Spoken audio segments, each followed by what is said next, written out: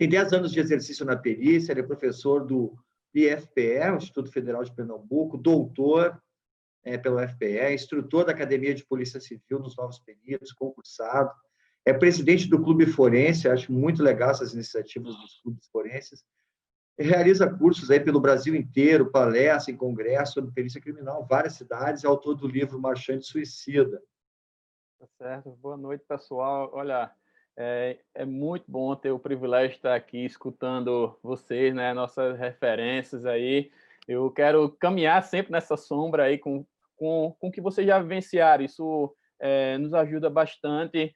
É claro que nós já vamos desenvolvendo nossas próprias experiências, mas uma das coisas mais, eu acredito que nobres, é reconhecer e identificar os bons trabalhos, né, e as pessoas que sempre são aí referência no que fazem e de forma excepcional, escutando os casos de vocês aí, espero, né, conseguir chegar aí a ter outros casos de repercussão como vocês, porque parece que os casos de repercussão eles têm um ponto muito importante, porque eles dão uma certa virada na página, né? Parece que aquilo para trás já não pode mais, não dá para ser aceitável, a gente tem agora um outro patamar. E isso é importante porque, com certeza, todos nós vivenciamos dentro da perícia páginas viradas, né? Coisas quando a gente fala, por exemplo, do exame de DNA que não tinha, hoje a gente tem a possibilidade de encontrar DNA na impressão digital. Olha, a gente tinha uma impressão digital que a gente fechava aquilo ali como um ponto muito forte, né? E agora a gente tem a possibilidade de um elemento que era muito forte da impressão digital se tornar dois superelementos, porque através de uma imagem daquela impressão a gente já consegue resolver, vamos dizer assim, né, a informação que a gente está querendo captar daquele ponto específico. Isso é fantástico. Nós temos muitos desafios dentro da perícia. Eu sou de uma graduação, né, que é mais voltada para as atividades de laboratório, de bancada, né, sou farmacêutico, então, quando eu entrei na perícia, eu pensei que ia trabalhar dentro do laboratório, enfim, né, ia ser o final feliz para mim ali, e foi quando eu descobri aí a possibilidade de trabalhar nos locais, né, na parte de crimes externos. E, no início, lógico, todos nós ficamos um pouco apreensivos, mas como vocês têm falado aí, Kleber falou, né, para quem gosta de cachaça, seria mais ou menos isso. E eu sou apaixonado por essa parte. Lógico que, com o passar do tempo, a gente vai enxergando a imensidão daquilo, porque parece que no início a gente tem uma visão completa do que seria, e depois vai aparecendo outras ramificações, e isso é que é interessante, né? E é importante a gente saber também, ter ciência, que existem ainda outros desafios mais na frente, e eu consigo já enxergar alguns deles, que ainda não estão tão disponíveis ou tão perceptíveis no dia a dia. Vocês falaram aí de coisas incríveis com relação à geologia forense, aí o Cássio falou, né? A Rosângela também já utilizou. Eu ainda não tive a oportunidade de conseguir ter um caso que me desse, né, condições de eu conseguir esclarecer através de um ponto como esse. A parte do levantamento de fragmentos, né, através de... Sempre quando tem incêndio, o perito não vai entrar limpinho e sair limpinho, não. Vai ser muita fuligem, a gente sai todo pintado, né? Às vezes eu faço perícias em veículos incinerados, né, carbonizados lá, com corpos carbonizados, e a gente sai todo melado para procurar os vestígios ali, é muito difícil, tem que ter paciência, um trabalho da perícia é ter paciência. Se você for uma pessoa que fica agitado, que quer ir embora logo daquilo que você está fazendo, seu trabalho não é na perícia, já saiba disso, né? Você precisa ter paciência. Para você encontrar um NIV, né, um número de identificação do veículo, popularmente o pessoal chama lá de chassi, dá um trabalho já. Imagina você encontrar microvestígios, né, outras coisas que possam contribuir com o papel que precisa ser integrado entre a perícia, né, a medicina legal, tá, e a investigação. A gente ainda tem... parece que somos clubes diferentes ou times diferentes, mas a gente está no mesmo time, todo mundo está nesse mesmo barco e o interesse sempre é comum, né, de conseguir trazer justiça, esclarecer os fatos.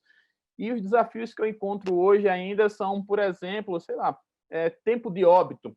É difícil a gente conseguir estabelecer através unicamente do corpo, né, encontrar de um local qual é o tempo de óbito dele. E espero que tenha uma galera fazendo várias pesquisas relacionadas a isso, seja utilizando os critérios que a gente já fala, rigor mortis, algor mortas, manchas hipostáticas, né? E temperatura corporal, mas todos eles têm uma variação muito grande sobre essas escalas.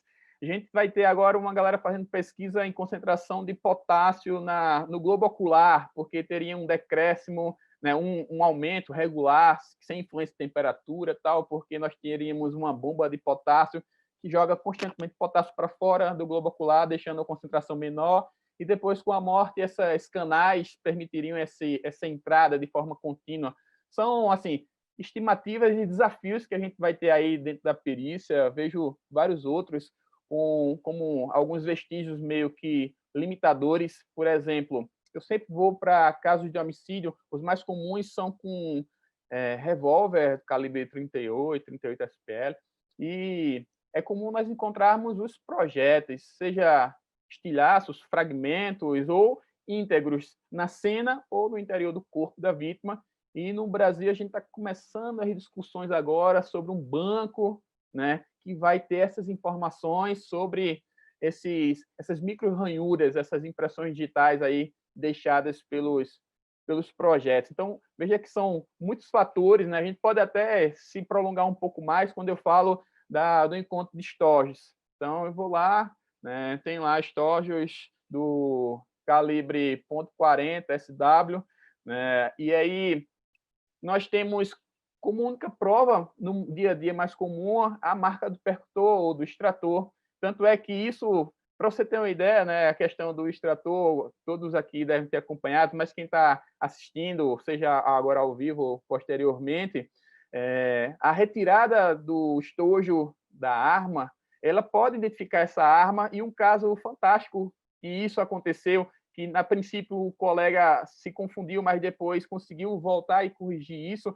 foi no caso da vereadora Marielle, no caso do Rio de Janeiro, porque foram encontrados estojos de 9 milímetros e pensava que era de pistola, mas, na verdade, não era, era de uma outra arma que tinham características distintas. Então, para muitas pessoas, é só um amassadinho, um risquinho, algo que, de repente, pode até ter sido da queda, né? Mas para a perícia, não. A gente precisa encontrar esses pontos e, a partir deles, relacioná-los de forma técnica com os acontecimentos. Isso não é fácil, né? A gente tem um outro ponto importantíssimo aí, até falando dos estojos, né? Vamos desdobrando essas situações, que seria, por exemplo, marcas de impressão digital. A gente teve um congresso onde eu conversei aí com o Kleber, o Interforensic, né? O maior evento aí da América Latina na parte de ciências forenses. Fui fazer uma palestra lá, tive o prazer de conhecer várias pessoas que eu conhecia somente no mundo virtual, e tinha um equipamento lá muito interessante, que ele conseguia fazer essa busca dessas impressões digitais por reações eletroquímicas, mesmo após a exposição a alta temperatura, quando ocorre lá, né, o tiro, tá, deflagração daquela munição. E a gente ainda não tem isso corriqueiramente. Imagina o quanto eu poderia avançar se eu tivesse acesso a um equipamento como esse, né? Se eu tivesse acesso a um banco de comparações lá com os projetos que eu encontro na cena de crime, fazer essa correlação. Eu vejo alguns estados já encaminhando, né, se caminhando nessa parte, como o Rio de Janeiro, o setor de homicídios, tem uma equipe que consegue fazer esse casamento aí entre esses projetos encontrados em cenas distintas, mas eu não sei quantos estados têm mais acesso a isso. Aqui em Pernambuco, nós não temos ainda. E é engraçado que, quando a gente vai falando uma coisa, parece que vai puxando outra. No Rio de Janeiro, eu estava conversando com um colega que é da parte de homicídios, e já tem munições sendo utilizadas que ela tem uma cobertura no projeto de um polímero tipo Teflon, que já não deixa aquela marca das micro-ranhuras, que já é outra dificuldade para a perícia, né? Eu falo muito com os colegas que atuam, eu também atuo na parte de trânsito, porque aqui a gente trabalha na parte de crimes externos e como fala popularmente, barba, cabelo e bigode, né? A gente tem que...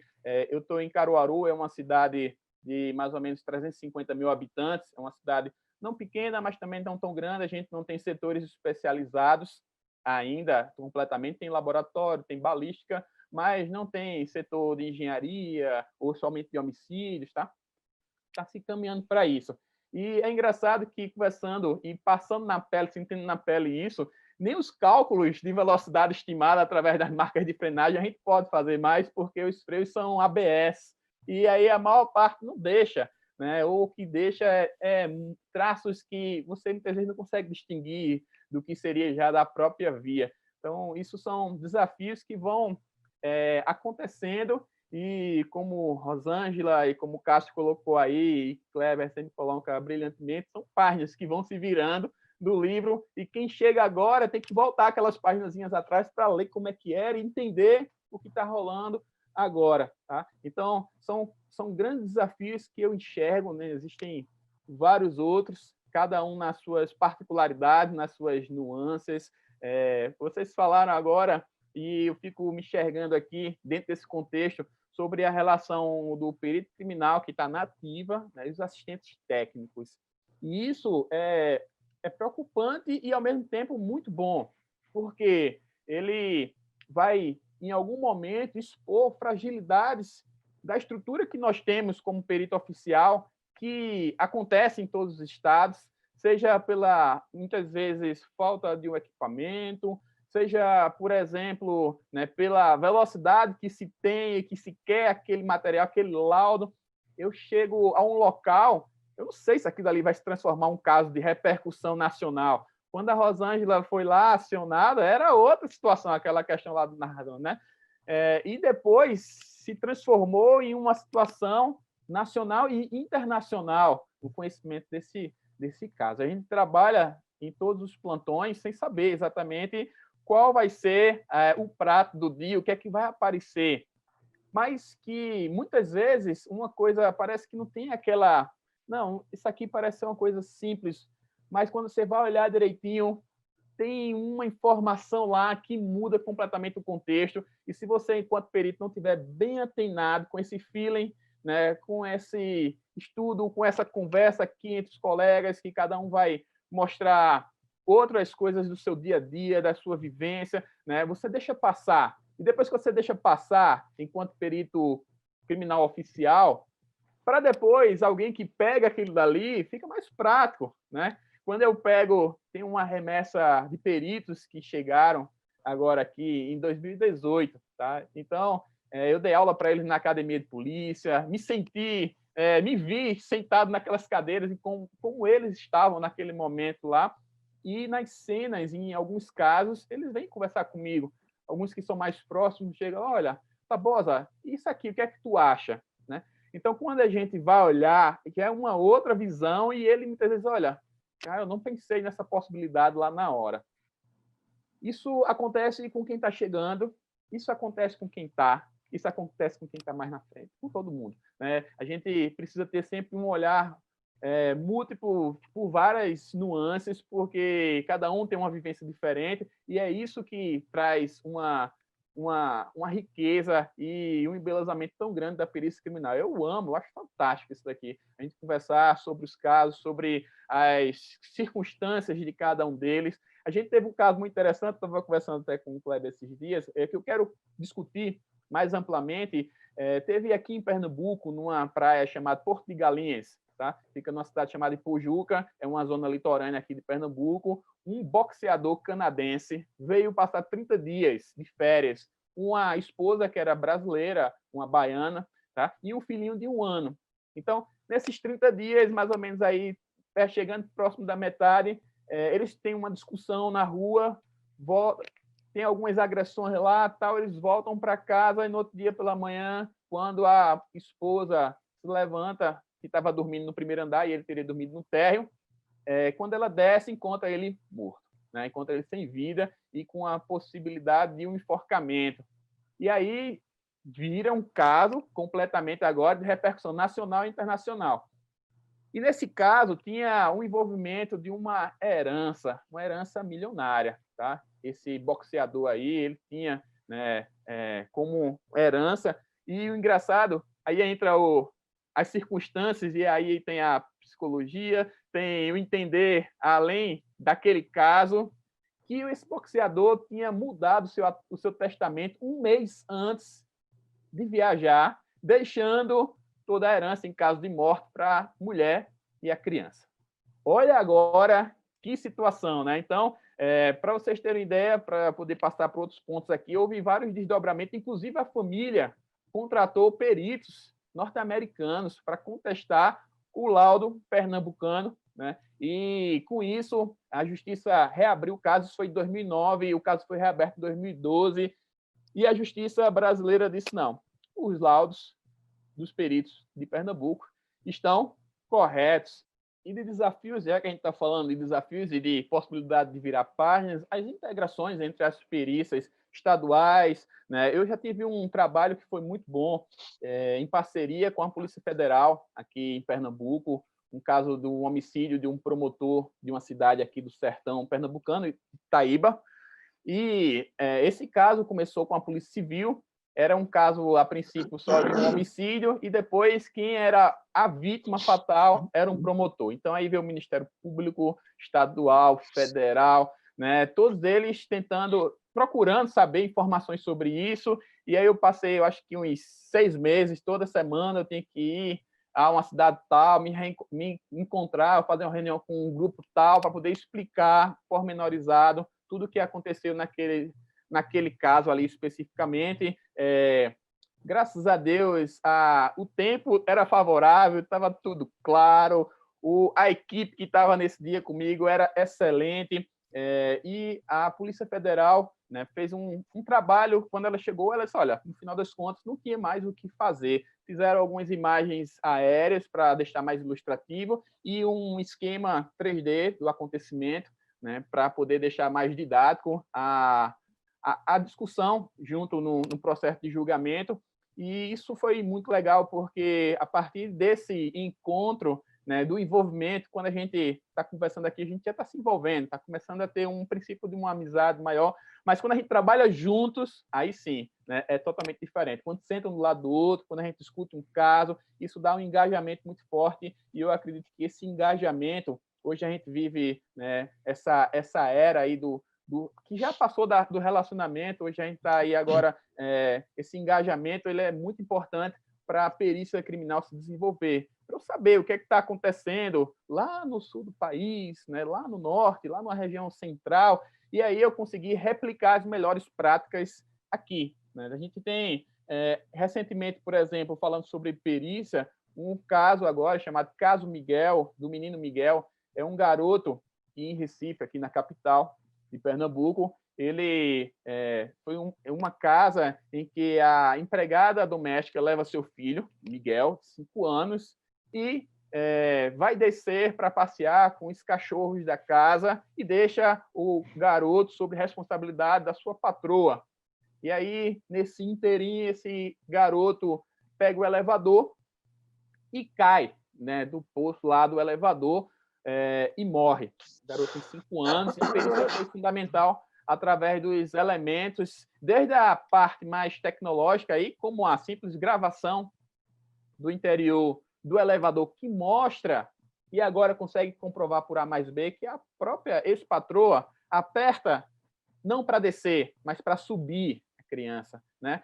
E, além disso, no local onde a criança estava, se ela foi empurrada ou não, as marcas de pegada do calçado que a criança tinha em um local empoeirado.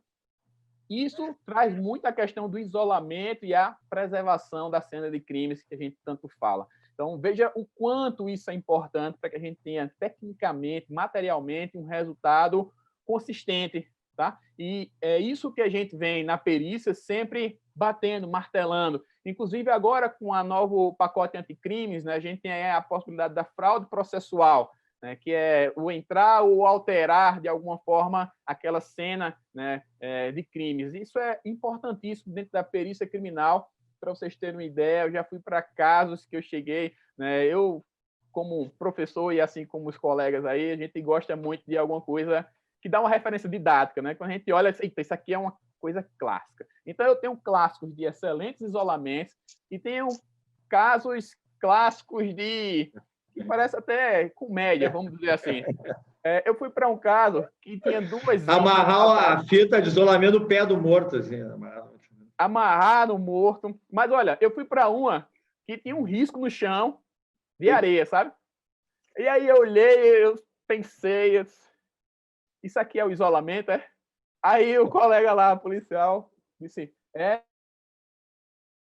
doutor, a gente fez o isolamento, não se preocupe. O isolamento era um risco no chão, minha gente, onde todas as pessoas trafegavam, entendeu? Então, assim, tem muita coisa que a gente precisa conversar, trabalhar. Não estou julgando outros profissionais, o que a gente precisa é conseguir instruir para que todo mundo fale a mesma língua e saber que a gente está no mesmo time, porque eu fiquei com vontade de perguntar assim, olha, a gente está jogando um contra o outro, ou a gente está no mesmo time aqui, né? Porque eu cheguei aqui, tinha um risco no chão. Então, assim, o que eu acredito que a perícia tem muito a ganhar com essa nova tecnologia, com isso que a gente está fazendo aqui hoje, de conversar, de trocar essas ideias aqui. Acho isso fantástico aqui, tá? A gente tem que tentar parar mais de ter esses inquéritos, que é os inquéritos da fofoca, né? Alguém chegou lá, falou, já bota no inquérito, manda. E tem gente, muita gente sendo condenada por isso. Tá? Porque fulano falou, tá lá. O juiz ele tem um livre convencimento das provas, isso é uma verdade, a gente sabe, está na lei, mas precisa entender o que é uma prova robusta, né, ou de uma prova muito frágil. E todo mundo sabe, né, que as provas testemunhais, elas são muito frágeis, diferentemente da prova material, que deve ter uma imparcialidade, tá bom? Então, isso pode mudar o destino de qualquer pessoa. O próprio Cássio colocou aí as qualificadoras ou as atenuantes de penas, né?